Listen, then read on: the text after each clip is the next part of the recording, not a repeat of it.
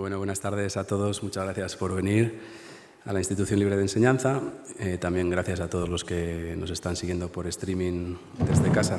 Estamos en la segunda sesión del ciclo Plantar un libro, escribir un árbol, que es un ciclo que la institución está desarrollando para el fomento y disfrute de la lectura dentro del marco del Ministerio.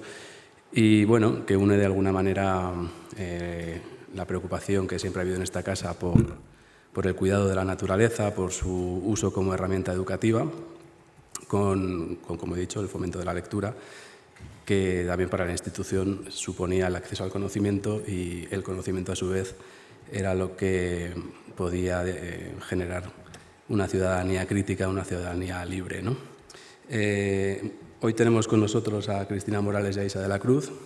El otro día estuvo con nosotros Paco Calvo, que de alguna manera abrió el ciclo con pues bueno, una intervención sobre ecocrítica. Digamos que dentro de la ecoliteratura, la ecocrítica está más orientada al ensayo, en su caso es el ensayo científico, y hoy la sesión va a estar dedicada a la ficción climática, bueno, de la que Aisa y Cristina nos van a hablar ahora, el papel que juega la naturaleza en sus obras, ¿no? Y de qué manera la literatura puede servir también como herramienta para concienciar o para alertar a la sociedad y a las generaciones más jóvenes, sobre todo, de lo que está ocurriendo con el cambio climático. Para presentarlas a ellas curricularmente, pues bueno, podemos decir que Cristina, que está aquí a mi derecha en el centro, nació en Granada en 1985, es licenciada en Derecho y Ciencias Políticas y también es integrante de la compañía de danza contemporánea Iniciativa Sexual Femenina. Es autora del libro de cuentos La merienda de las niñas, de 2008, y de las novelas Terroristas modernos, de 2015, Los combatientes, que obtuvo el premio Injuve de Narrativa en 2012 y se publicó en 2020, Últimas tardes con Teresa de Jesús, también de 2020, y Lectura fácil, ¿no? Que es como el libro que le sirvió de trampolín a la fama, digamos, ¿no? Que bueno, que fue premio nacional, fue premio Herralde de novela, premio nacional en 2019, y en 2022 obtuvo el premio internacional de literatura de la Casa de las Culturas del Mundo del Ministerio de Cultura alemán, siendo la primera obra española en recibir ese galardón, ¿no? En 2021 fue becaria de la Real Academia de España en Roma y fue seleccionada también por la revista literaria Granta entre los mejores, en este caso las mejores escritores en lengua española menores de 35 años. Su obra ha sido adaptada a cine, teatro y televisión y traducida a una decena de lenguas. En cierta ocasión leí una entrevista que decía, bueno, que nacida y crecida en el campo, cuando llegó a la ciudad había sentido que había sido despojada de los saberes que le habían sido dados en el medio rural cuando se mudó para estudiar, en este caso a Barcelona, ¿no? Bueno, del pueblo sí. A las afueras de Granada a Granada. A Granada, vale. Y bueno, fuiste invitada también a participar en el libro Estío, 11 relatos de ficción climática, que tiene mucho que ver con lo que tenemos aquí hoy. Ahí escribiste un cuento que se llamaba Atardecer nuclear, del que luego podremos hablar un poquito más en profundidad. Y nada, te cedo la palabra, aunque primero voy a presentar también a Aisa, yo creo, ¿no? Aisa nació en Bilbao en 1988, es doctora en Teoría de la Literatura y Literatura Comparada y autora del libro de cuentos Modelos Animales, de 2015. El ensayo Diccionario en Guerra, de 2018, y las novelas Cuando fuimos los mejores, de 2007, De música ligera, 2009, La línea del frente, 2017, Cambiar de idea, 2019, que obtuvo el Premio Euskadi de Literatura y el Premio Librotea Tapado, y que fue finalista de los premios Dulce Chacón y Premi Estrega, en su traducción al italiano como Tránsito, en 2021, y Las herederas, ¿no? En la que, bueno, una novela en la que la naturaleza también tiene un papel predominante. Y también participaste en Estío, ¿no? En 11 relatos de ficción climática, en este libro que acabamos de citar. Entonces, nada, cedo la palabra a Cristina, en primer lugar, y luego ya interviene Aisa, y luego abriremos un pequeño diálogo, si os parece. Gracias. Buenas tardes, gracias Carlos, gracias Aisa por estar aquí, acompañándome y acompañándonos y compartiendo tenemos que confesar, Aisa y yo, nuestra estupefacción ante el título del Ficción climática, la nueva construcción del discurso medioambiental y la literatura escrita por mujeres, porque fue lo primero que al menos yo le hice notar a Carlos, fue que no sentía yo que en mi obra hubiera ningún discurso medioambiental. más allá de nuevo, cierta estupefacción o cierto desconocimiento o ese abismo binario entre eso que platónicamente es la diferencia del hombre y la naturaleza, ¿no?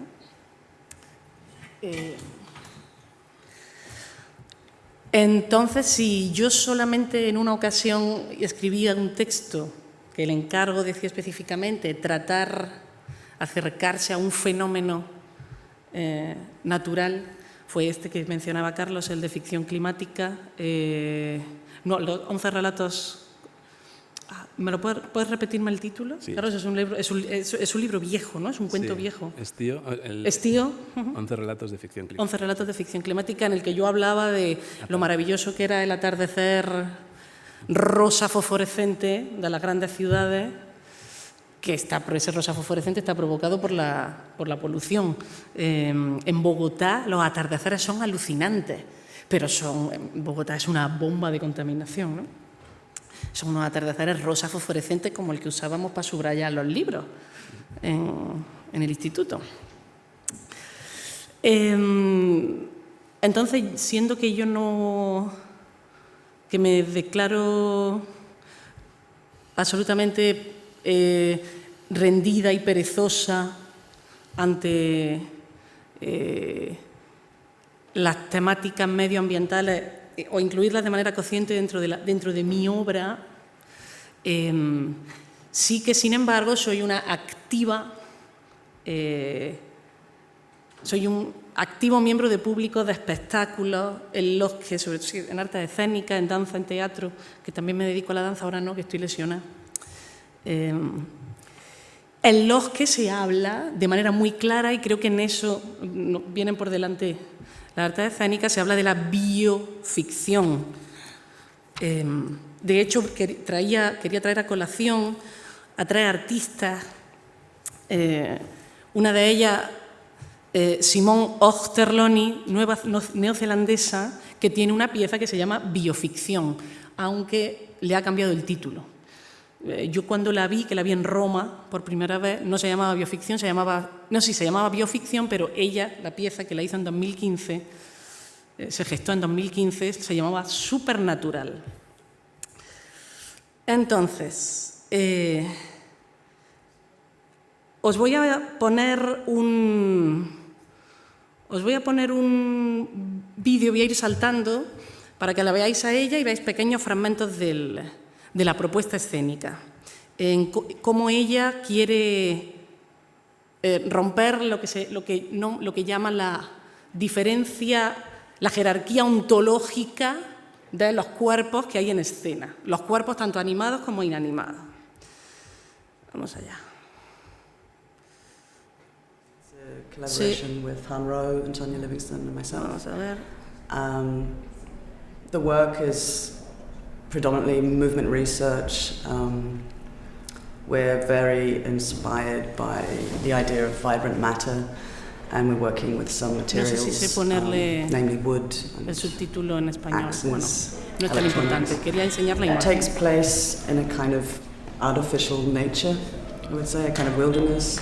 Our focus was on the call of things, the material that we're working with.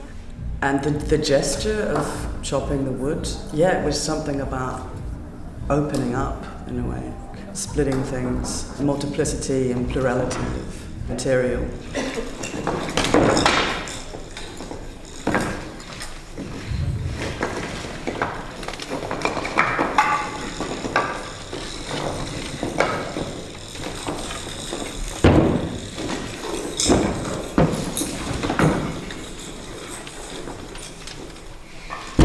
I want to create an experience or a place to Este es el inhabit. músico que está en escena en A directo, thing that que hace la we as música en performers have to directo. negotiate, work with, and myself as well. So I am the creator, or I instigate the sound, but in a way I feel like it's just a landscape for me to travel. With them, it's kind of a player with them, and all of Y his aquí materials esta escena es muy are also maravillosa. part of the landscape.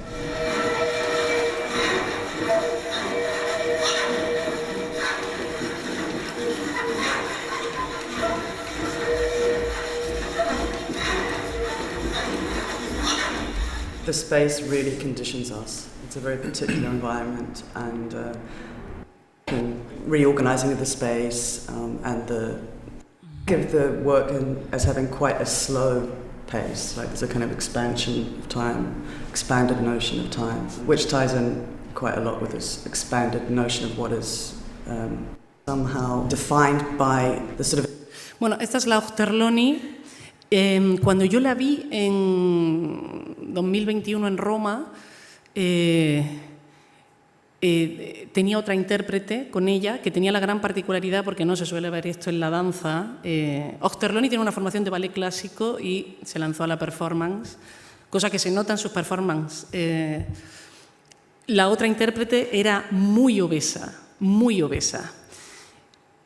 Y hay un momento crítico en la pieza que es cuando la artista, la Austerloni, coge una de las hachas por el mango, se la mete en el coño, con tal dominio del suelo pélvico que es capaz de bailar con ella. No puede cortar leña con ella, pero llega un momento en que están desnudas las dos intérpretes, ella se mete el mango de la hacha y es capaz de bailar con ella y hacerla oscilar. ¿Por qué digo que esto es una encarnación de una visión de, dijéramos, de una destrucción de ese binarismo del logos y la naturaleza, del hombre y la naturaleza? Creo que son muy reveladoras las palabras son muy reveladoras las palabras de la charla, de la sinopsis de la charla que ella dio después.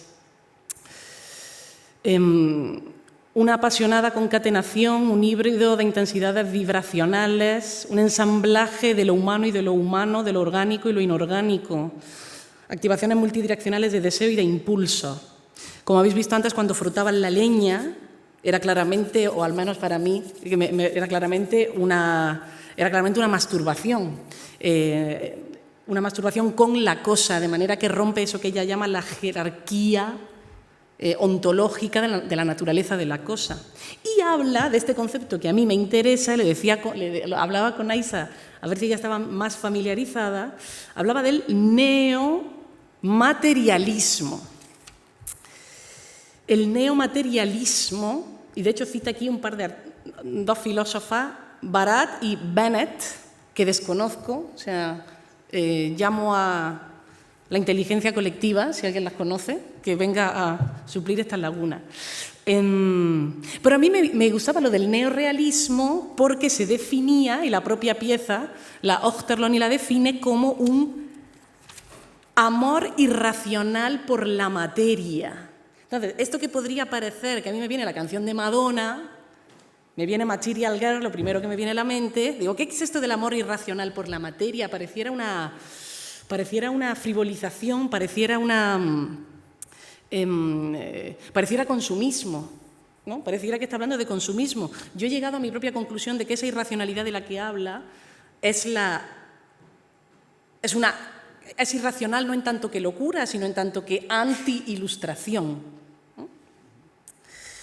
La segunda que os quiero enseñar es Fia Menard, que esta sí que es una elefanta blanca de la performance en Francia.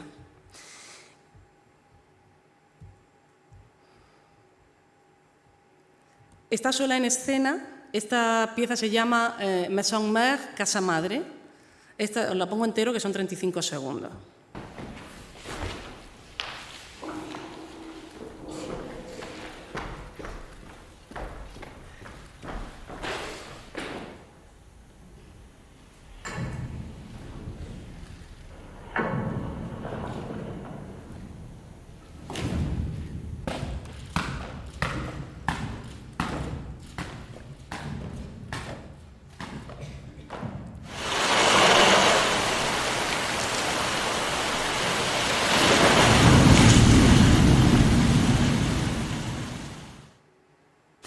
Esto es lo que pasa en la pieza. O sea, es una hora y media, a ver, la si presente, no sé qué. Es una pieza en la que, sin texto, sin voz, la intérprete se construye una casa de cartón. Aquí la tenemos. Yo la vi en Roma también, que fue mi año en la Academia de España en Roma, donde podía hacer todas las cosas que me gustaban, ir al teatro siempre que quería. Ella define la pieza así. erigir un edificio sin cimientos, escuchar las ruinas, invocar a la divinidad, prepararse ante los oráculos y contrastar sus revelaciones, romper el brillo del mármol, vomitar la peste fascista, yo qué sé. Eso, imagino que le han preguntado, ¿y qué es Maison Mère? Pues ella respondía esto.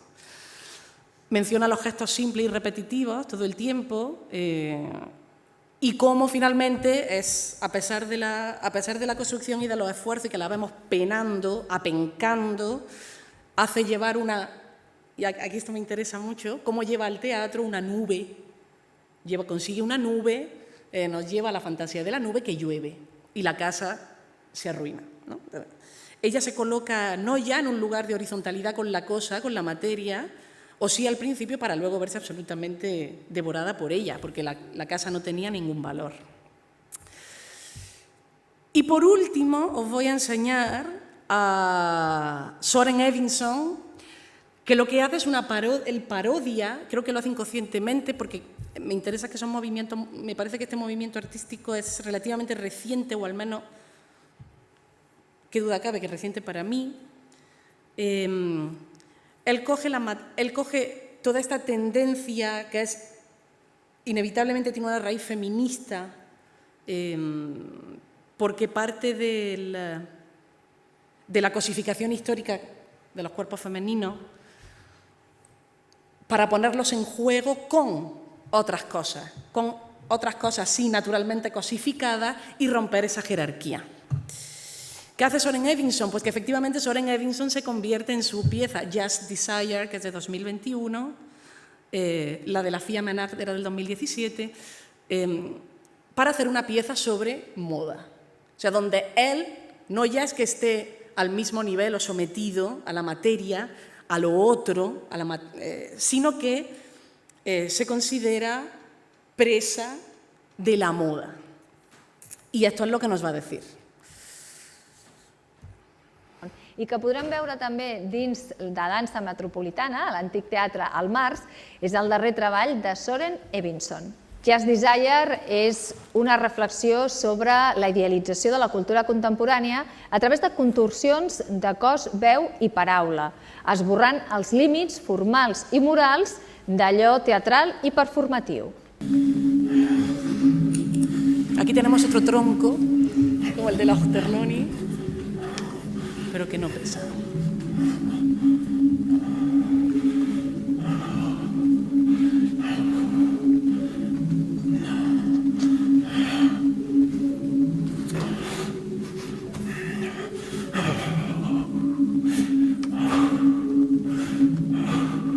Me siento que yo en este espectáculo no es un espectáculo, es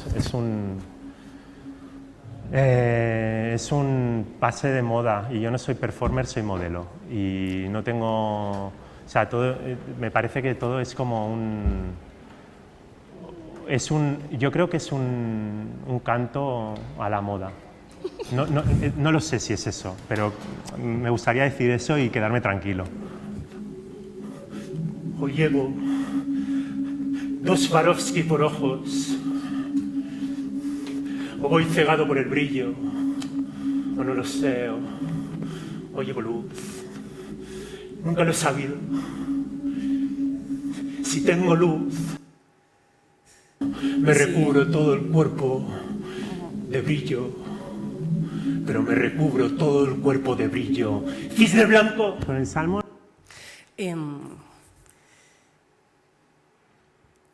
¿En qué sentido digo que él ironiza sobre, y a mí me gusta problematizar esto, sobre qué conseguimos o qué perversiones puede conllevar, y con esto acabo, el considerar las cosas no humanas, lo actuante no humano, en igualdad o por encima de nosotras, ¿no? Porque estamos acostumbrados, nuestro logos lo controla todo, ¿no? Y pareciera que el estado natural rusoniano en armonía con la materia es muy difícil recuperarlo. Entonces, me interesan estas propuestas que creo que por ser escénicas son más visuales, más claras, quizá porque no dependen tanto de la palabra. Me interesa cómo las problematizan ellas. Y esto quería decir. Gracias, Cristina. Es un gusto escucharte siempre. Ya lo estoy haciendo mal. Es curioso porque hemos pensado de forma paralela en cosas muy similares, ¿no? De pronto ahora me parece que tienen como ciertos puntos en común. Ayer venía en el autobús, ¿no? Como pensando en el binomio literatura o discurso literario y discurso medioambiental, y me venían dos recuerdos. El primero es, ¿has leído Resurgir de Margaret Atwood? No. No, pues la verdad es que es de los libros pocos conocidos que tiene, pero es excelente. Y creo que fue el primer libro que yo leí con un discurso ecologista fuerte, pero además ecofeminista, ¿no? Es decir, es una novela en la que, digamos, que se contraponen, ¿no?, las imágenes de maltrato a las mujeres con imágenes de maltrato animal fortísimas, ¿no? De hecho, creo que no sé si es la primera frase, pero está en la primera página, dice algo así como: Canadá es un país que se ha sentado encima de cadáveres de focas, ¿no? Y yo recuerdo que en su momento, cuando lo leí, yo era hace mucho tiempo, me pareció provocador, o sea, cómo llevamos el especismo dentro, ¿no? Porque me pareció provocadora la idea de que se enfatizara, ¿no?, como el genocidio animal por encima del tan conocido genocidio de las tribus indígenas. Y me parecía incluso también atrevido esto que propone el ecofeminismo, ¿no?, de comparar de alguna forma la opresión de la mujer con la opresión de aquello que no es humano, ¿no?, de la tierra, de los animales, bueno, desde el punto de vista de que al final pues, los discursos colonialistas, ¿no?, pues, acaban llevando a cabo políticas de extraccionismo pues, similares con el cuerpo de las mujeres y los animales. Como digo, me resultaba a priori como chocante, ¿no? Es decir, desde mi mirada súper especista de obviamente el ser humano está por encima de todo y no se puede equiparar, ¿no?, el sufrimiento humano con el animal. Y bueno, y fue un libro que realmente me cambió la mirada, ¿no? Recuerdo lo impactante que fue de pronto que te obliguen a mirar como cierto tipo de crueldad que está como muy asentada, ¿no? Hay una escena de pesca, en la que una niña pequeña relata, ¿no?, cómo la traumatiza profundamente ver los últimos coletazos del pez, cómo se va ahogando en la cubierta y demás, ¿no? Y claro, de pronto también estaba pensando que la literatura igual también sirve un poquito para esto, ¿no? Es decir, esta capacidad que tiene de que nos paremos a mirar con mucha atención todo aquello que, este tipo de crueldad, de violencias, ¿no?, que en la vida cotidiana pues pasan un poco por, bueno, pues que están normalizados o naturalizados. Y bueno, sí, entonces quería empezar diciendo que para mí ha habido libros que han marcado mucho como mi toma de conciencia, ¿no? También estaba otra cosa en la que pensaba era en cómo le enseñé a mi hija. Estuvimos en la pandemia viviendo en una aldea de Burgos. Yo nunca había vivido en el medio rural y fue un cambio de punto de vista muy fuerte, ¿no? Lo primero que yo intentaba hacer cuando llego a esta aldea en la que lo único que me rodea es maleza, es aprender a nombrar la maleza, ¿no? Me obsesiono, ¿no?, con tener que poner nombre a todas las flores. Y comentándole esto a una amiga, me recomienda este libro de Robin Wall Kimmerer, una trenza de hierba sagrada, que es muy interesante porque la autora es profesora de biología en alguna universidad de estas de la Ivy League, pero al mismo tiempo es una de las últimas supervivientes de una tribu nativa de los Grandes Lagos.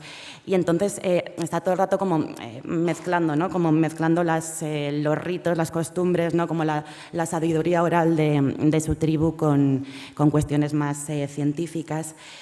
Y en este libro eso hablaba como de la idea de que en su tribu se daba una economía del regalo, ¿no? Que esto es súper bonito, o sea, no una economía siquiera del trueque, sino del regalo.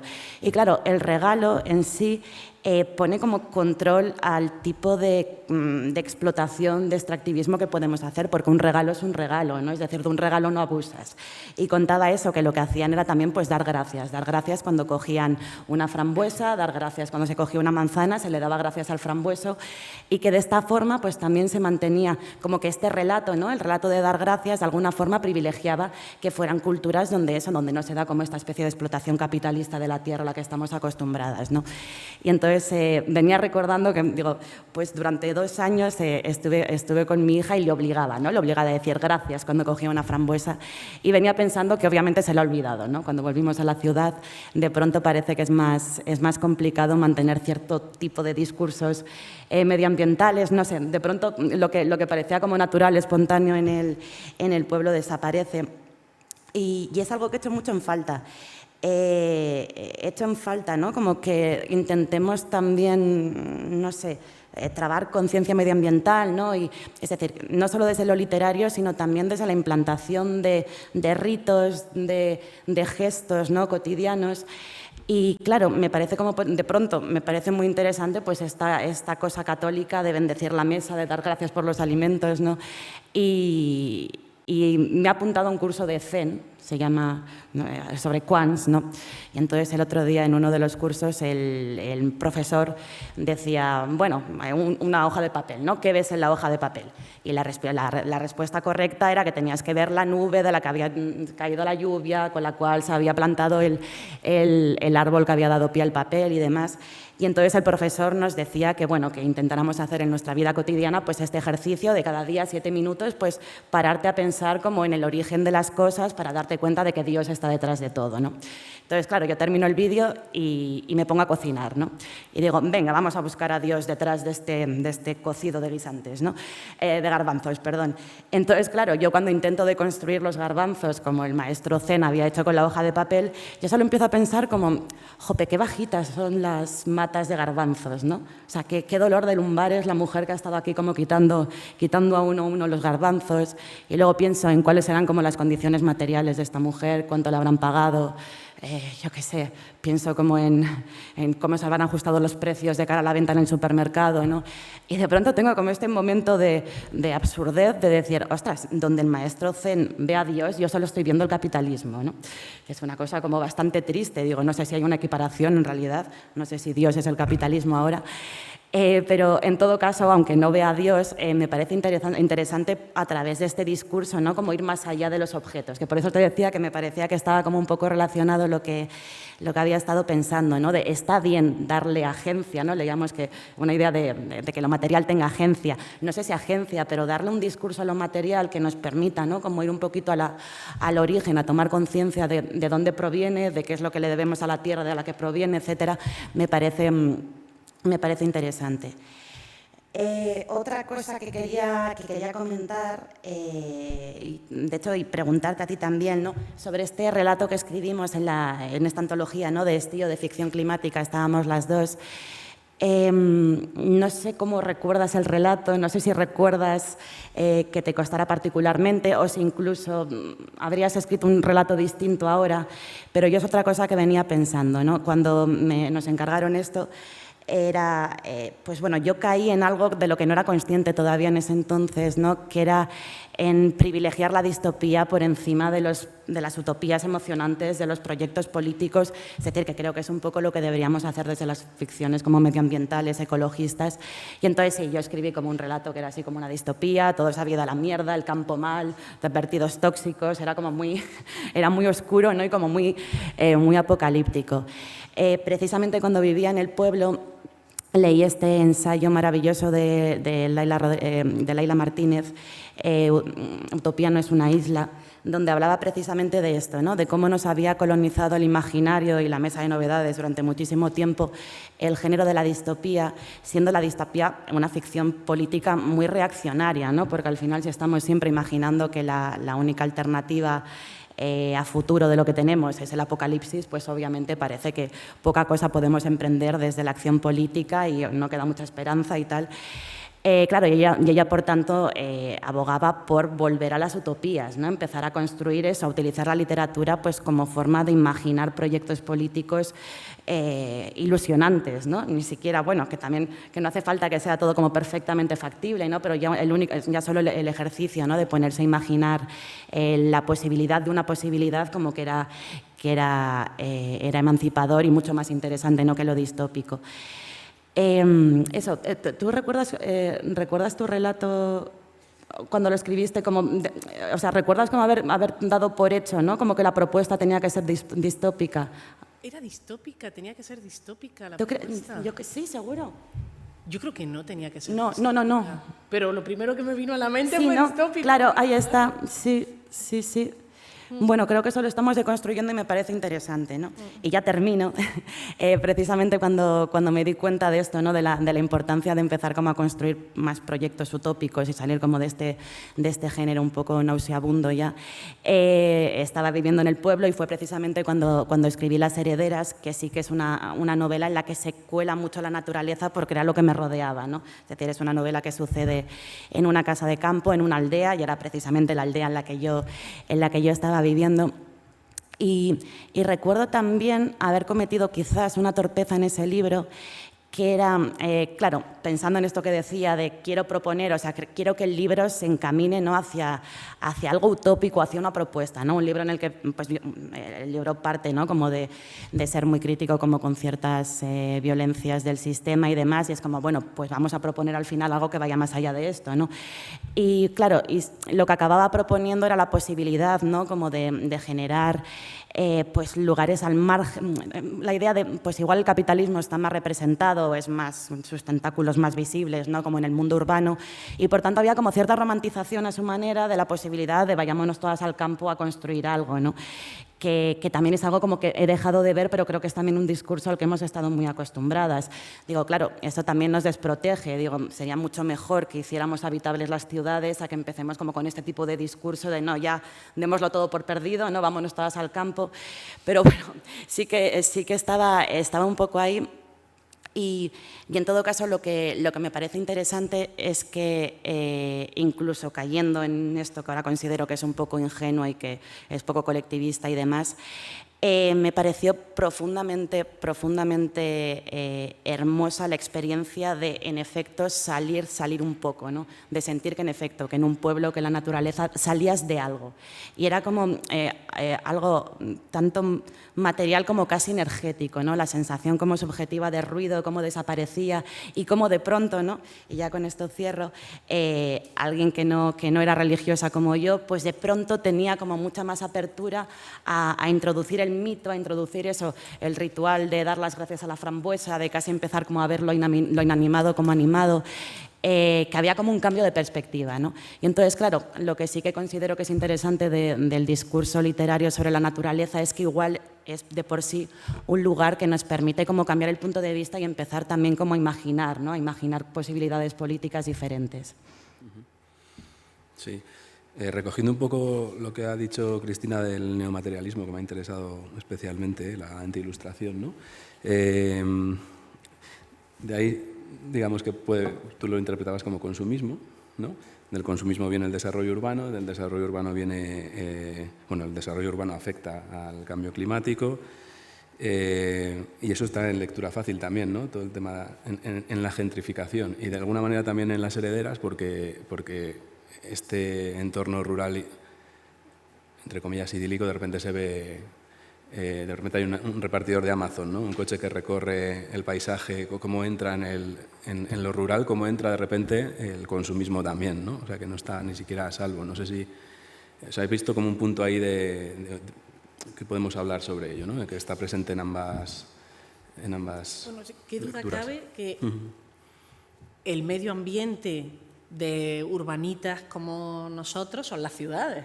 O sea, que parece que decimos medio ambiente y estamos pensando en un bosque alpino, pero qué duda cabe que nuestro medio ambiente,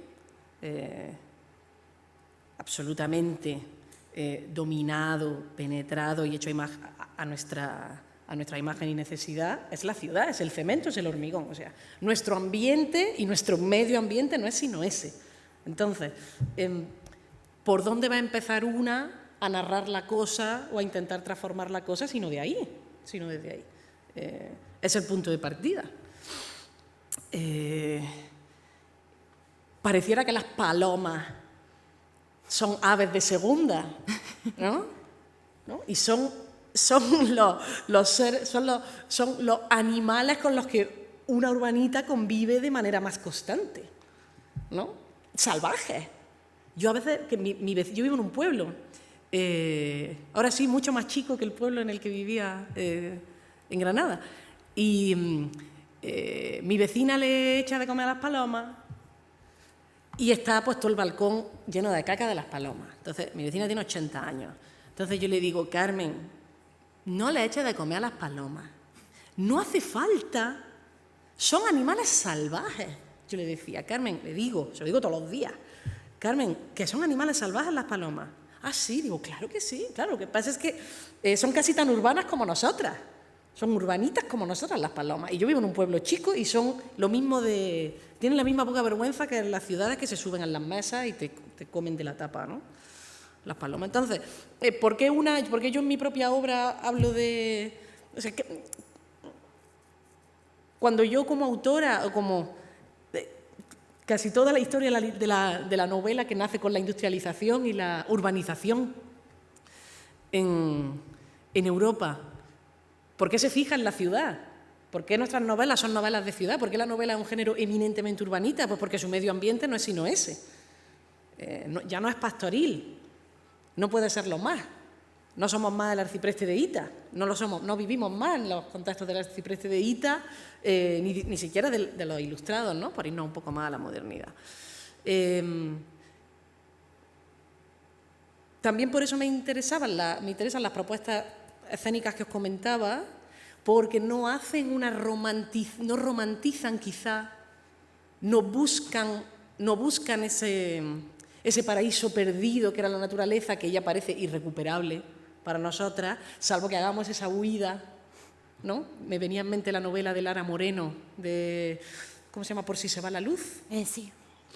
Que habla esta distopía, que hubo un momento que hubo toda esta corriente, quizá ahora está un poco más...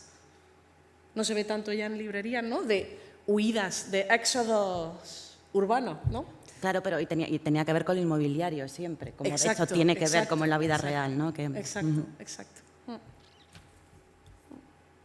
Sí, no, suscribo todo lo que dice, ¿no? Y en relación a mi obra, pues un poco eso, que claro, también la idea de la huida al campo está como muy mediada por de qué lugar se huye y por qué se huye, ¿no? Que tiene mucho que ver con la idea de la vivienda, de lo imposibles que son como las condiciones materiales en las ciudades, ¿no? Y por tanto con eso, con la llegada de estas mujeres que no forman parte del paisaje de alguna forma, ¿no? Que también hay como mucha gente que se va a los pueblos, ¿no? Y parece que lo que quieren es como imponer su propia mirada, ¿no? Que la traen de otro sitio y no hay como una especie de mimesis con el medio, ¿no? Y entonces, claro, pues estas chicas pues sí compran en Amazon y le hacen ir al repartidor un domingo a entregar un paquete, pero bueno, también contaminan, o sea, no saben quitarle el jabón no echarlo en la huerta, ¿no? Es decir, están un poco, y de hecho hasta sienten un poco de rabia, ¿no? Es decir, creo que también cuando se da mucho la idea de prejuzgar lo pueblerino, ¿no? Estos prejuicios de, bueno, en los pueblos los chismorreos, hay las vecinas, hay... claro, y llegan un poco así, ¿no? Las cuatro protagonistas, pero creo que poco a poco se van cayendo de la parra también. Y van dejando pues eso, que el paisaje las atrape, ¿no? Es decir, que igual es eso, no tanto la idea de llegar y nombrar lo que te rodea para ser experta en la naturaleza, sino de pronto decir, no, quiero saber el nombre, ¿no? de las plantas, pero para saludarlas de tú a tú, ¿no? Que es un poco igual el cambio de mirada de lo que me parece como más colonialista a lo que es como más integrador. Sí, la idea está de que los turistas que llegan a las ciudades hacen que los urbanitas sean turistas que van a los pueblos a vivir, ¿no? Como te pasó a ti. Y luego está también, en tu obra, por ejemplo, está muy presente en Las herederas, pues cómo la naturaleza se revela, ¿no? Ante el dominio del hombre. En este caso, me ha recordado el vídeo de Cristina, el de la casa, el de la nube, porque en tu obra también ocurre eso, ¿no? Que entran o sea, la vegetación entra en la casa, levanta la casa. Y bueno, por ahí no sé si podemos también establecer un diálogo sobre esto, ¿no? Sobre cómo, bueno, la idea esta de Gaia, ¿no? De que la Tierra es un planeta, o sea, que el planeta es un organismo vivo y que nosotros, al atacar a ese organismo vivo, hacemos que se rebele, ¿no? También contra... En el caso del vídeo que ha puesto Cristina, pues sí, como la arquitectura se ve...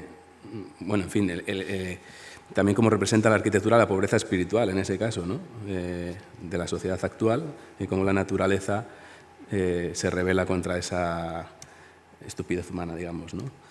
No sé si por ahí se puede hilar algo. Cristina está pensando. Yo estaba pensando en que la palabra naturaleza parece muy inocente, pero primero que la naturaleza, así nombrada, o sea, la hemos nombrado nosotros, ¿no? Que la ha nombrado el hombre, la naturaleza, para diferenciarse de ella, ¿no? Entonces tenemos ahí ya un pecado original, ¿no? De hacer nosotros una cosa diferente a aquella. Y por otro lado, tenemos que tener muy presente que, dado que convivimos con ese binarismo, uno se puede aproximar a él, a esa naturaleza que no es nosotros, es esa otra cosa. La paloma es diferente a mí, la playa es diferente a mí, el garbanzo es diferente a mí. Hay muchas maneras de aproximarse a ella. Pienso, incluso desde el discurso literario, me viene a la mente este libro que comentaba de Lara Moreno, que efectivamente habla de esa huida al pueblo porque las protagonistas no pueden vivir más en la ciudad, porque no pueden pagar ni alquiler, ni hipoteca, ni nada, y aparte creo que también hay algún desastre medioambiental, algo de contaminación, lo cual es una perspectiva, vamos a llamarla así, adoptando la terminología periodística y politológica, de izquierdas. Pero hay acercamiento a esa cosa que hemos dado en llamar naturaleza, que responde a visiones, insisto, politológicas y periodísticamente llamadas de derechas. Pensemos en la obra de Simón, ¿no? De Feria, ¿no? Hay esa visión, esta sí, particularmente romantizada de lo rural, como el lugar donde la patria, donde tenemos que parir hijos para la patria, ¿no? Que también es un discurso muy tentacular, ¿no? En los años 60, mira, en mi casa tengo yo ahí un pasquín de los años 60, 70, del Partido Comunista, del PC, que decía que salía una mujer, un dibujo de una mujer de cintura para abajo con falda, una falda por encima de la rodilla, las piernas ligeramente separadas, y de entre sus piernas salían bebés. Era todo muy naif. Y el mensaje que pone abajo es algo así como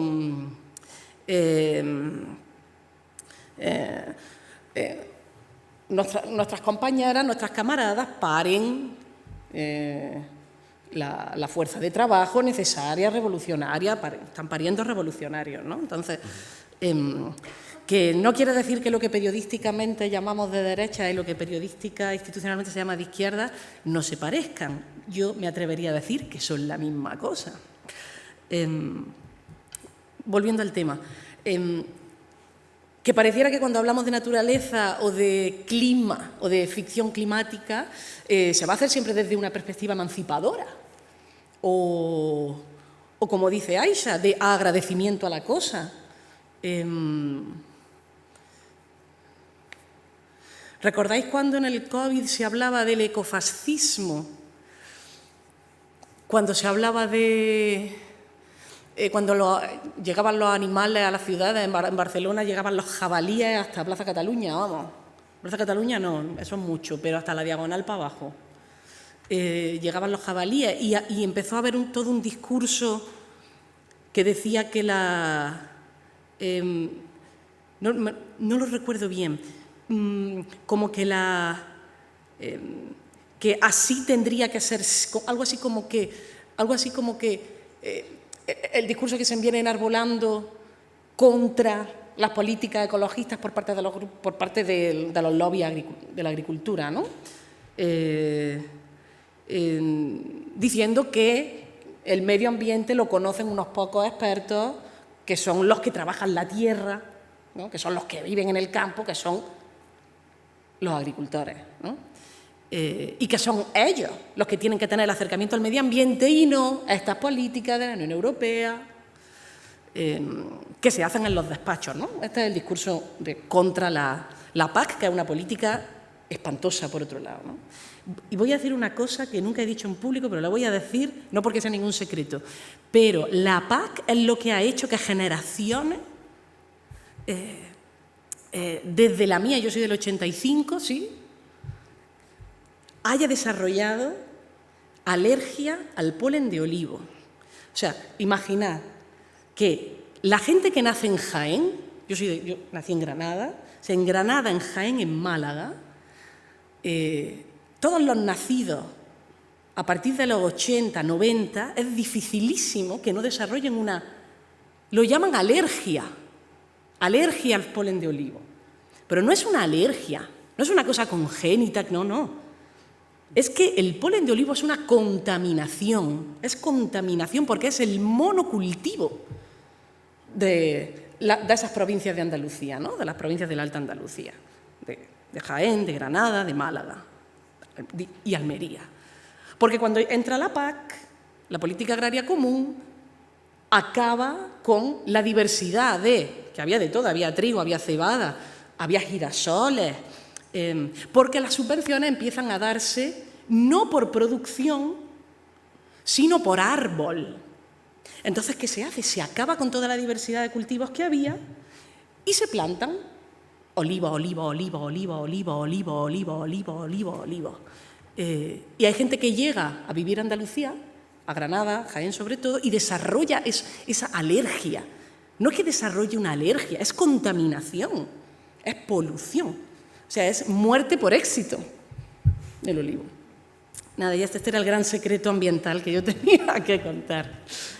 Me estaba acordando, yo en mi zona la concentración es para plantar cereal, ¿no?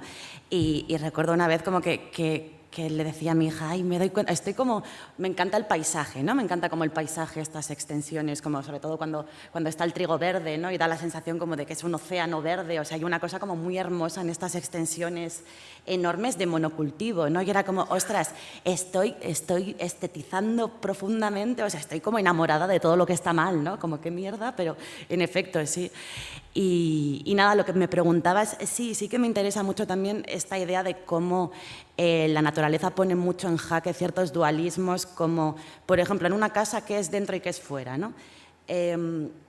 Claro, cuando estás en el campo al menos te das cuenta enseguida de que la intrusa eres tú, ¿no? Es decir, así como en la ciudad vemos un escarabajo y parece que es como, bueno, una anomalía, ¿no? Y ni te cuento las cucarachas, aquí, de hecho, se percibe casi como desde la amenaza, ¿no? Como que venga lo animal, lo salvaje, lo insecto. Claro, allí te das cuenta enseguida de que es al contrario, ¿no? Y, por ejemplo, a mí me pasó una cosa me da mucha tristeza recordarlo, que cuando llevábamos como 2 semanas viviendo allí, la casa tenía como un jardín, ¿no?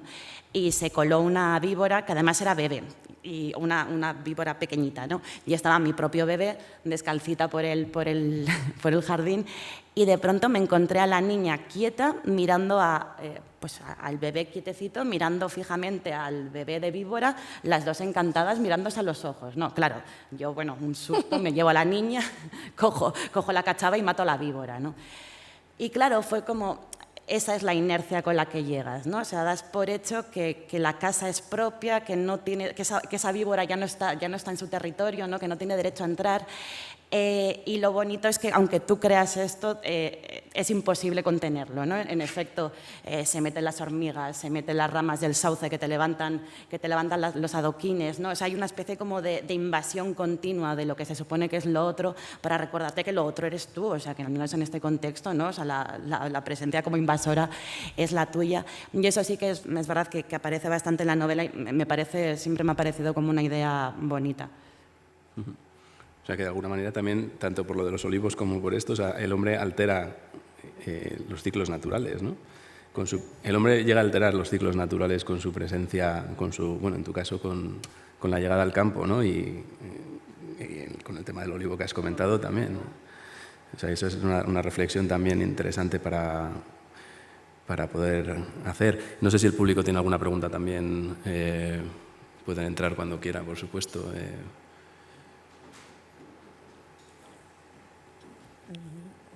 ¿No?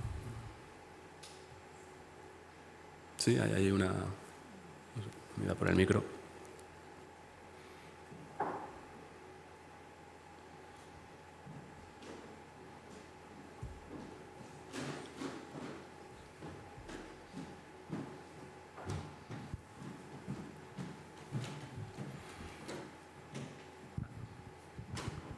¿Se oye?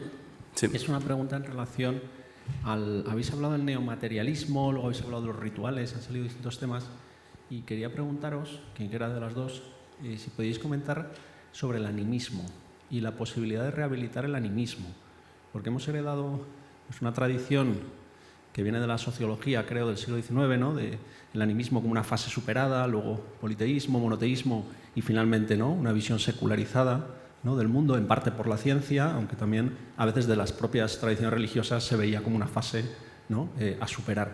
Entonces, hay como distintas corrientes que vienen de distintos, yo no conozco bien, pero que están como proponiendo una rehabilitación del animismo. Entonces, ¿qué recorrido le veis a esa posibilidad?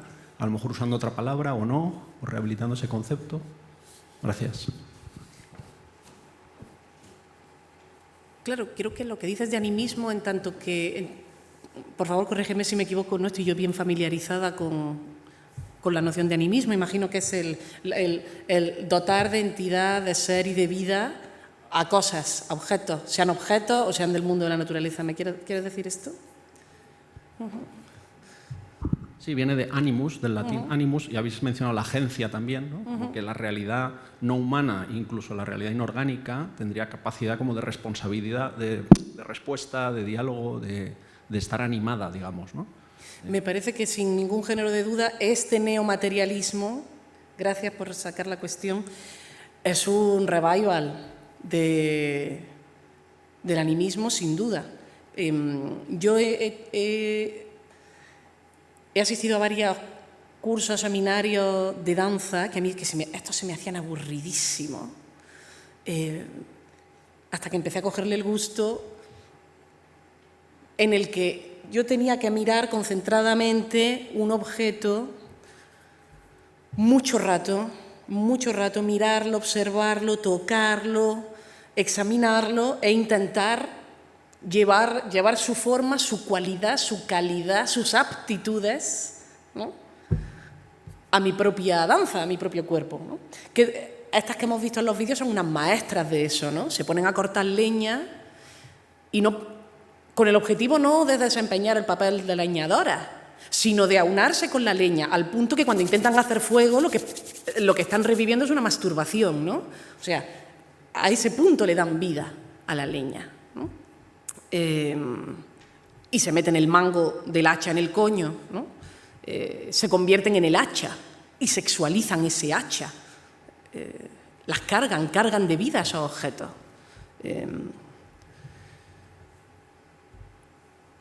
Y no sabría qué más decirte. Yo veo claramente un revival, ¿sí?, en el neomaterialismo, porque no soy experta, estoy descubriendo este concepto yo ahora. Sí, a mí me parece muy interesante, en efecto, la posibilidad de recuperar el animismo. Y otra cosa que yo sugiero, ¿no?, como para adquirir más conciencia ecomedioambiental, es tomar LSD o drogas psicoactivas de estas, alucinógenas, ¿no? Que es una cosa que me hace mucha gracia, porque Terence McKenna decía algo así como que, claro, que por qué habían existido siempre, ¿no?, este tipo de alucinógenos en la naturaleza. y decía que existían, o sea, las tomaba como el líder de la tribu, ¿no?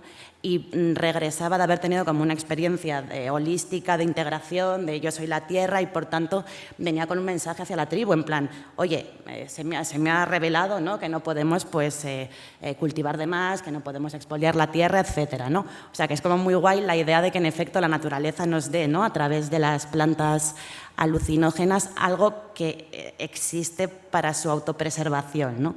Y en efecto, y sí que son experiencias que a mí me han parecido como muy transformadoras para darte cuenta de esto, ¿no? Para acabar con este binarismo de lo humano, lo animal, de lo propio, la tierra, lo otro. Así que bueno, pues sí, animismo y LSD.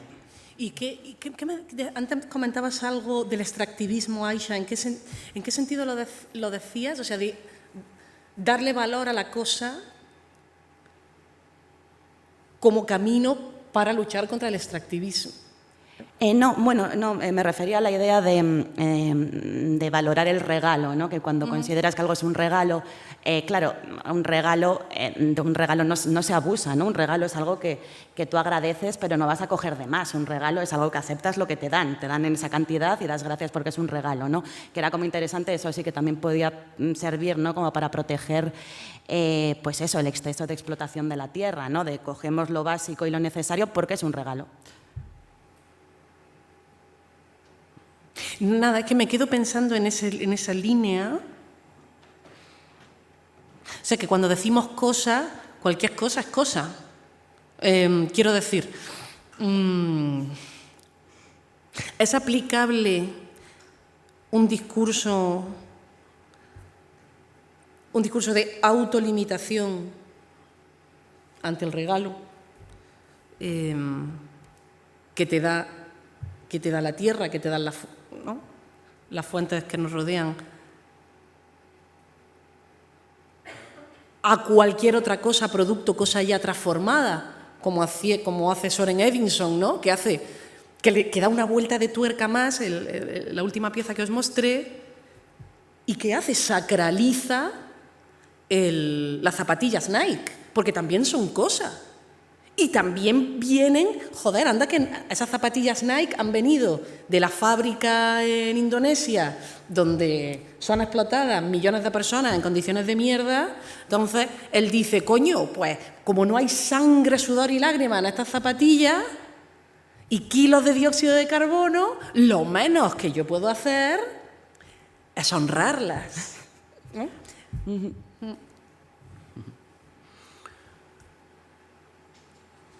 ¿Hay alguien más por aquí? ¿Alguna otra pregunta? Sí, ahí atrás tenemos. Hola, ¿qué tal? No sé si igual habéis hablado de esto al principio, porque llegué un poco tarde, pero refiriéndome al título de la conferencia y el discurso medioambiental en la literatura escrita por mujeres, aparte de que vosotras estáis hablando de eso siendo mujeres y habéis escrito de eso, ¿en qué se diferencia la visión femenina o la conexión femenina a la naturaleza y al medio ambiente en la literatura de ahora de la visión masculina, de libros a lo mejor comparables con el tema escrito por hombres? O sea, ¿qué aporta la visión femenina al tema? Pues no, me parece una pregunta compleja, pero no tengo la respuesta. De hecho, me he dado cuenta de que tampoco manejo un corpus tan amplio, ¿no?, de escrituras vinculadas a lo medioambiental o a lo ecológico, ¿no? Pensaba en María Sánchez, pensaba en Munir Hachemi, no sé en quién más pensaba, la verdad. O sea, me venían en realidad poquitos nombres, ¿no?, como de libros recientes. Lo que hace que sea como más difícil además ponerse a contrastar, ¿no?, entre la mirada masculina o la femenina. En todo caso, sí que creo que hay es decir, que siempre se da como esta asociación, ¿no?, entre lo femenino y la tierra, lo femenino y lo natural, que igual sí que privilegia al menos que haya más mujeres, ¿no?, como encargándose de estos temas que hombres, pero no lo sé, es una intuición. Yo creo que el gesto, sin ser yo como comentaba antes con Carlos, sin que en mi escritura haya una vocación o una intención de abordar temas medioambientales, más allá del, como comentaba, el medio ambiente que me corresponde, que es el urbano, y es mi medio ambiente, y verlo de una manera crítica. Sí es cierto que, por eso digo que son muy finas, ¿no?, estas en artes escénicas, porque su trabajo consiste en manejar cosas en la escena, cuando dicen, sí, históricamente el sujeto oprimido femenino, la mujer, ha sido tratada como otredad con respecto al varón, como ser eminentemente natural frente a la racionalidad del varón, natural en el mejor de los casos, sino directamente como cosa, pues dejémoslo en natural, ¿no? Quedémonos en los estudios del siglo XIX, ¿no?, en César el Hombroso, cuando decía que la mujer es natural, la mujer es un ser natural. No dispone de tanto logos, ¿no? Está en un estadio inferior de evolución al hombre. En tanto que el sujeto históricamente oprimido, en términos marxistas, y considerado eminentemente natural, ¿quién mejor que el sujeto oprimido para hablar de la opresión? O sea, para hablar de qué es ser, de qué es la naturaleza oprimida. Ella y todo el entorno natural, ¿no? Equiparándose esa ella a la montaña, al río, ¿no?, a los ecosistemas naturales, etc. Y por eso se pone en juego y por eso se preocupa de llevar esa temática a su obra. ¿En qué hablo de la contemporaneidad, ¿no? ¿Cómo sería esto históricamente? Efectivamente, no manejo yo tampoco un corpus de cómo sería anteriormente. Me viene ahora a la cabeza Rousseau, la nueva Eloísa, Julia o la nueva Eloísa,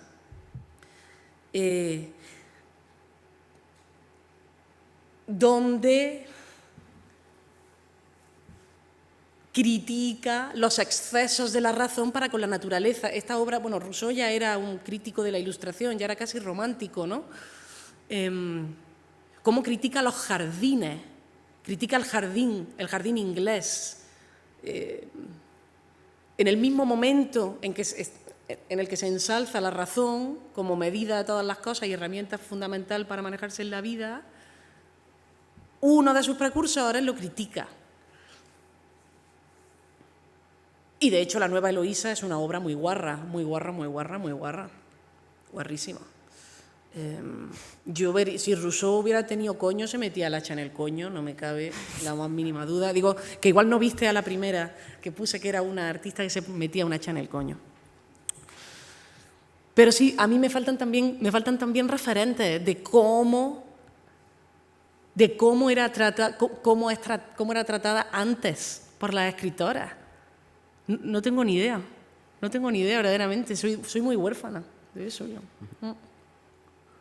Bueno, el año pasado, hace 2 años ya, María Sánchez hablaba de la falta precisamente de referentes femeninos en el campo, ¿no? Por la falta, tenían que encargarse de la casa y del cuidado de los hijos y demás, ¿no? O sea, tuvimos una sesión sobre eso, un ciclo sobre neoruralidad y en el que participó ella como autora neorural, precisamente, ¿no? Y como veterinaria también. Sí es cierto, siguiendo en la contemporaneidad, como a mí me parece una autora profundamente ecologista en ese sentido emancipador, Úrsula K. Le Guin, por ejemplo, desde la ciencia ficción.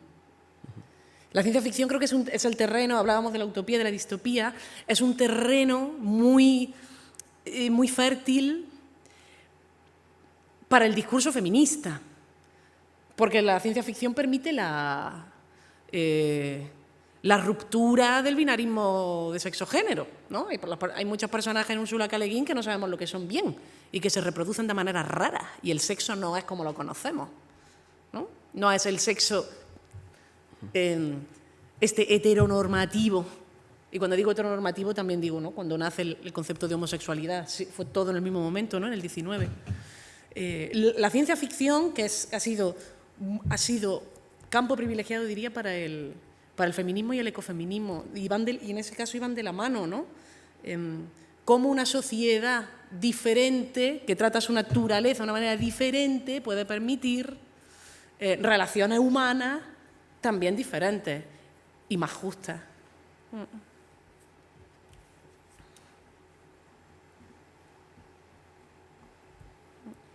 Sí, tenemos otra pregunta atrás. Bueno, muchas gracias a las dos. Yo también he tenido que llegar un poco tarde, entonces lo siento si pregunto algo que ya habéis dicho o algo así. Relacionado con esto, me he quedado pensando en una cosa que ha dicho Ais antes, del poder de la ficción como para pensar nuevos mundos. Y como con esta tendencia que ha habido de muy distópica a la hora de pensar el futuro. Entonces,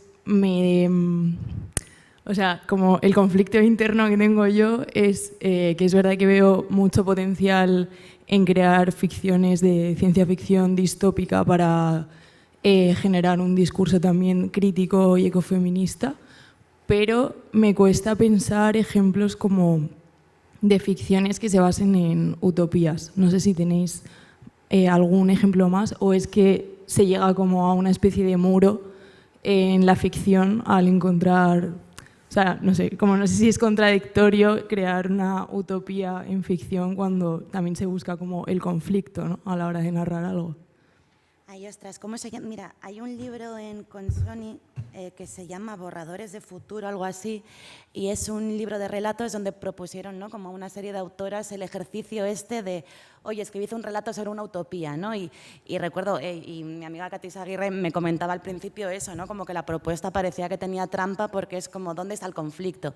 Hombre, se puede, ¿no? Obviamente, pues el conflicto se localiza de pronto en lo familiar, ¿no? O sea, el escenario puede ser como utópico, ¿no?, pero hay conflictos familiares o hay otro tipo de hilos que son como externos, ¿no? Pero bueno, pues eso, que digo, igual te interesa, que les ha quedado muy chulo, que se llama creo que es, a ver, Borradores.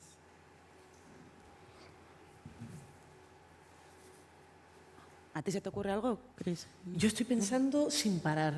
A ver si... Sí, escucho con mucha atención, sí. Sí, Borradores del Futuro se llama.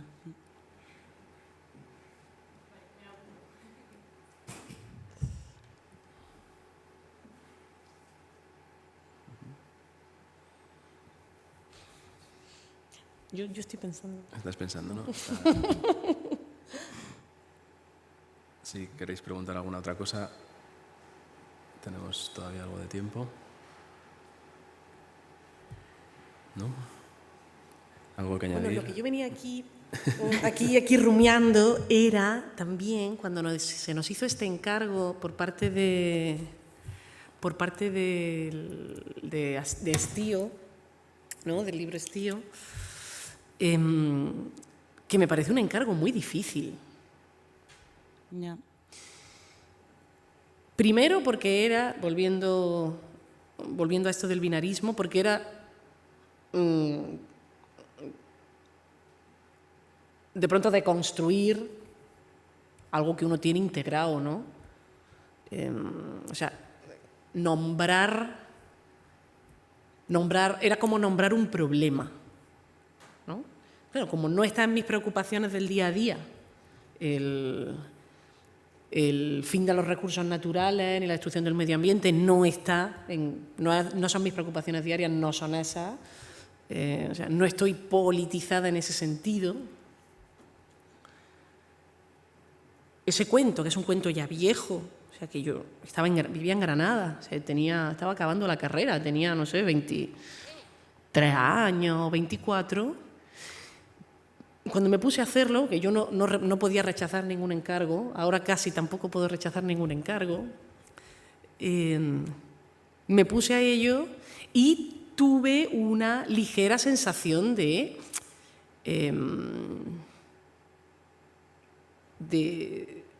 impostora. De decir, bueno, voy a tener que, tal y como reza el título de la charla, ¿no? O sea, tengo que forzar la maquinaria para siquiera apuntar, esbozar un discurso medioambiental en un cuento. Era una cosa, el cuento es breve. Y acudía a algo que era directo, sencillo y fácil y que me habían contado, que era: ¿has visto el atardecer tan bonito, tan rosa? Pues es smog. Entonces creo que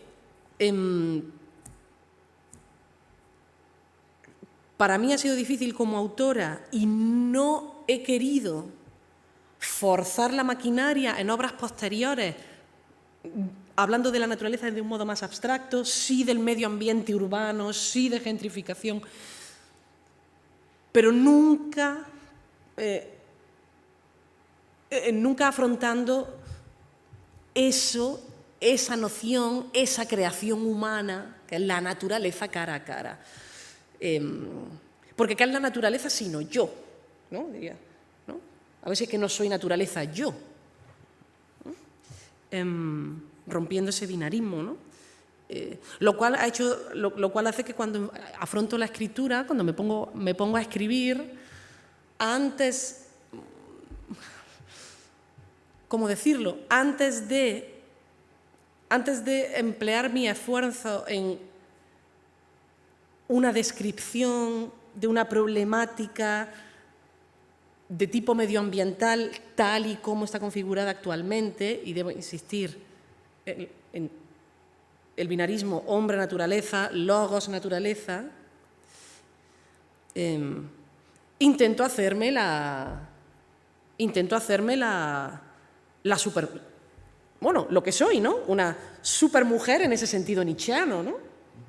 La supermujer que tiene todos los poderes dentro de sí. Claro, la naturaleza soy yo. La naturaleza soy yo.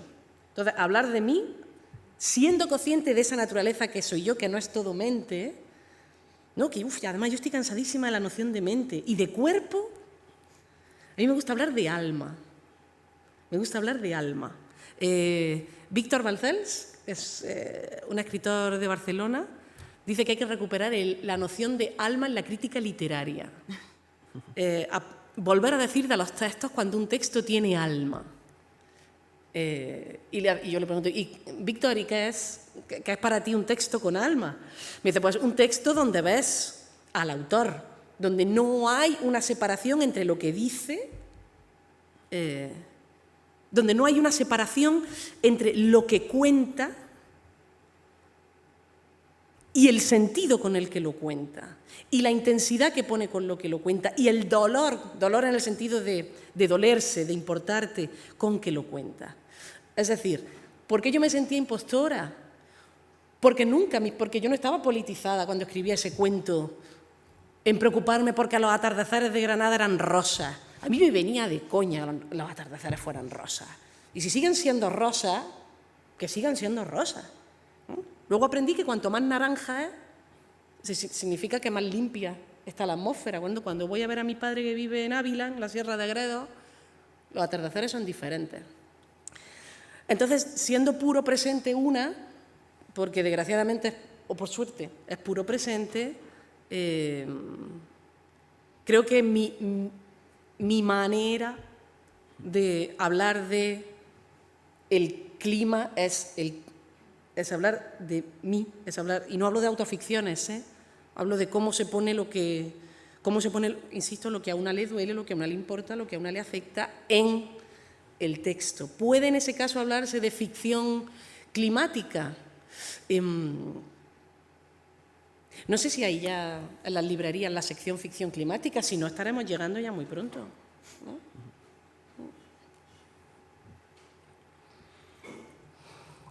En bioficción, quizá, ¿no? Bioficción. Sí, o sea, ¿cómo sería ese cuento hoy? Bioficción. Bueno, bio es vida, por eso, ¿no? Bio es vida, perdón, ¿sí? Sí. Eso, que entonces ese cuento que escribiste para Estío hace 6 años, ¿no? En 2018 yo creo que es ese libro. No, es que ese libro, yo creo que ese libro ha tenido varias ediciones. 4, sí. Pero claro, ese libro yo ese cuento lo escribí hace más de 10 años. Hace más de 10 años, y me gusta mucho ese cuento. ¿Pero si te hicieran ese mismo encargo? Buena pregunta. Yo tengo una fantasía que es volver a... Esto es lo que a mí me desposeyó la ciudad, que era de lo que más lamenté, fue que cuando yo era chica yo agarraba a los pájaros, las aves, agarraba a las gallinas y agarraba a los pájaros y se caía un gorrión y yo lo tiraba para arriba, al árbol, y agarraba a las gallinas que había en mi casa. Y entre los 13 y los 18 años desarrollé una grima absoluta a la pluma que perdura hoy. O sea, que perdura hoy. Y el alma se me partía porque yo veía un vencejo en verano en una plaza y yo era incapaz de agarrar al vencejo. Y otra cosa que yo otra cosa que me hacía sufrir un montón era las palomas moribundas, y me sigue haciendo sufrir mucho, son las palomas moribundas en ciudad. Y yo me encantaría, lo digo de verdad, me encantaría sacrificarlas, saber sacrificar a esos animales y acabar con su sufrimiento. Pero tengo una grima a la pluma, en mi fantasía yo llevo un par de guantes siempre en el bolsillo y cuando veo una paloma moribunda, que hay tantas, yo agarro al animal y de la mejor manera para ella le rompo el pescuezo o cualquier cosa y la remato, como un gesto de amor. Pero no puedo hacerlo porque he perdido, porque ahora me dan grima los pájaros. O sea, los mamíferos ningún problema, perros, gatos, conejos, me dan alergia, eso sí, ¿ves tú? Pero con las aves. Y esto me lo ha quitado la ciudad, qué duda cabe, me lo ha quitado la ciudad. En tu caso, Aisa, después del paso por el entorno rural, hubieras cambiado, te hacen ese encargo ahora y que... Perdona, es que escucho fatal. Sí, sí, se escucha mal. Bueno. Seguro Sí. que ahí se escucha bien, pero aquí se Puede oye ser, como sí, que como con mucho eco. todo, Sí, sí. perdón. Si recibieras el encargo de estío hoy, después de tu experiencia en el campo, ¿en qué cambiaría esa distopía que hiciste? Claro, no, lo que comentaba, ¿no? Que no me quedaría en el imaginario distópico, ¿no? Que intentaría, pues bueno, pero estoy con Cristina, o sea, yo creo que es que no teníamos ni idea, yo tampoco sabía muy bien por dónde cogerlo y de hecho es mucho más fácil imaginarse el colapso que imaginar posibilidades y yo sigo sabiendo muy poquito, la verdad, de alternativas verdes, de posibilidades yo qué sé, o sea, tengo muy poco conocimiento, que es también una cosa que pasa con la ficción, con la ciencia ficción, ¿no? Que también, o sea, yo nunca investigo para mis novelas como para tener ese dominio, ¿no? Como del campo y sí, creo que nos vimos un poco perdidas o sea, y yo no sé si ha cambiado, yo no sé si es que hace 10 años o 8, los que fueran, había como también menos discurso a mano sobre este tema o si nos interesaba menos, no lo sé. No sé si sigue siendo igual o no. Bueno, ¿alguna otra pregunta o damos por cerrada la sesión? Sí. Perdón que estoy aquí de pesada máxima, pero yo tenía una pregunta que, bueno, no estoy muy segura de lo que pienso, pero a ver si me ayudáis. Porque, o sea, mi pregunta va más hacia... Vale, sabemos cómo sería una ficción ecofeminista o una ficción climática, como que podemos distinguir esas características.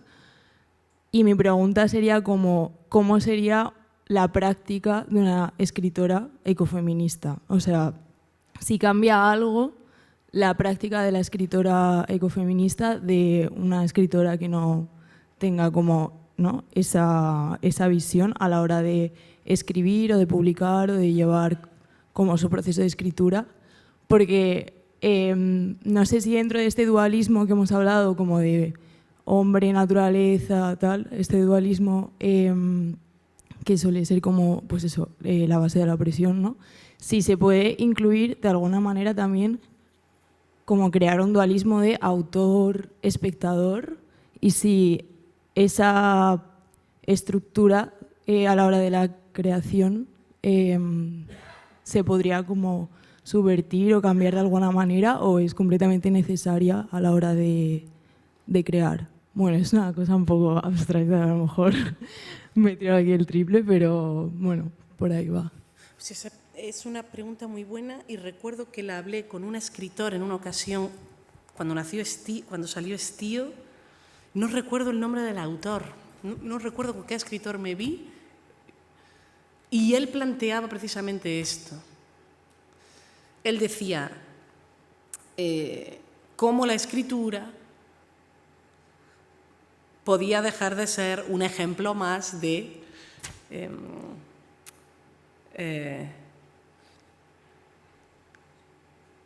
manifestación simplemente humana. Pues lo siento, pero es que la escritura es una invención humana, ¿no? Entonces, dado que la escritura es una cosa nuestra, o sea, es una cosa del logos, ¿cómo transformarla? ¿De qué modo hacer? Siendo que la dominamos, porque es una herramienta nuestra y eminentemente humana, ¿qué hacer para limar o transformar o convertir en estilo o hacer una propuesta en la que el narrador o la narradora no tenga el dominio del relato todo el tiempo, ¿no? O sea, donde no veamos la voz que narra como la que maneja los hilos de las marionetas, que cuando digo marionetas no me refiero solo a los personajes, es el estilo, el argumento, la idea, lo que se tiene que decir. Yo creo que la respuesta está en dejar un poco de lado la prevalencia de lo argumental, diría.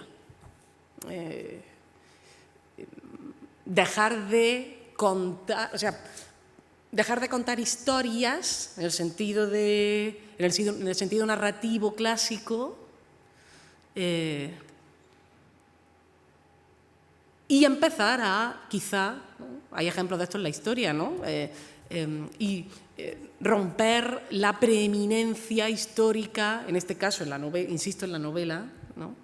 del argumento, la psicología del personaje, el personaje heroico o no heroico, el villano, y hacer pues como hacían los dadaístas y hacían las vanguardias, ¿no? Donde utilizan los recursos de la escritura para generar desorden, caos, y creo que esa puede ser una manera de conducirlo hacia un poco más, un despojamiento del control sobre la escritura por parte del autor. Si bien, obviamente, hay un autor detrás de esto. Ahora, eso sí, la inteligencia artificial lo ha puesto muy fácil. No cachondeo. O sea, la inteligencia artificial permite que el autor, la figura autorial, esté en un segundo plano todo el rato. Obviamente, la inteligencia artificial también es una herramienta humana, pero es una herramienta que nos permite la delegación. Nos permite la delegación.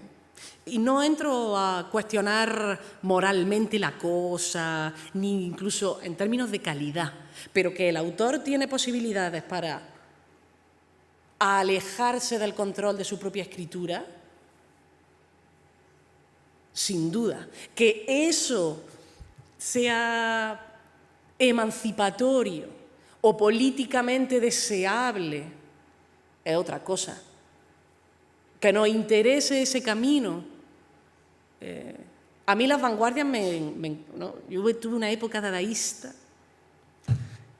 Me hacía todos los tours dadaístas por Zúrich, por Suiza, por Alemania. Pero luego me di cuenta de que es que me convenía, es que me entendieran. Me convenía. Y me convenía en términos también laborales. Me convenía que me entendieran. O sea, era una propuesta revolucionaria.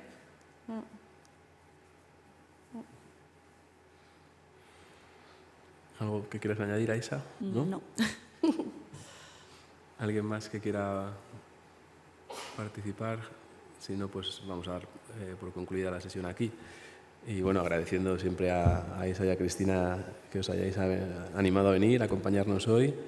Y bueno, y también anunciando la próxima sesión, que es el día 20 de mayo, el lunes que viene a las 7 de la tarde, vamos a dedicarla al cómic, que no tiene nada que ver. O sea, dentro del mundo de la ecoliteratura también hay cómic verde y bueno, el miércoles que viene hablarán Miguel Brieva y Ana Peñas en una sesión que se titula Viñetas verdes, imaginarios socioambientales del cómic español.